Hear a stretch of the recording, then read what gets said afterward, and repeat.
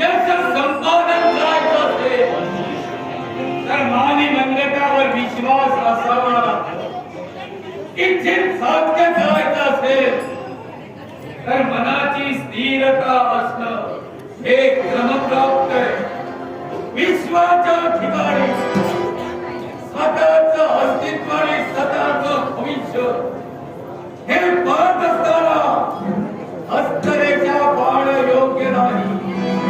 मनगटावर तो आणि मनाचा विचार किती प्रगल्भ आहे याचा विचार यथासांग ज्यानं केला त्यानं विश्वाच्या ठिकाणी स्वतःचं अस्तित्व हे अबाधित ठेवलंय. आणि म्हणून या पदाच्या सिंहासनावर हा मकरासुर विराजमान होतो. स्वतःचं अस्तित्व पाहतोय हे फक्त मिरविण्यासाठी नव्हे. मन व्यवहार होतोय, मन चंचल होतोय. याचा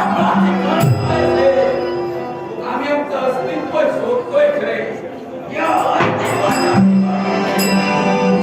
व्यवहार होतोय.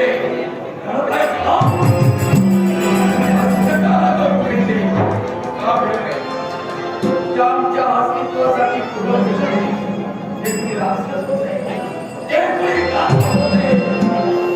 देवतांचे शत्रू होते का?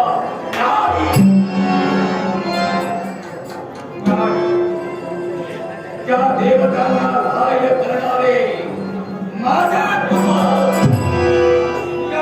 पूर्वजांनी देवतांचं अस्तित्व टिकविण्यासाठी क्षणाक्षणाला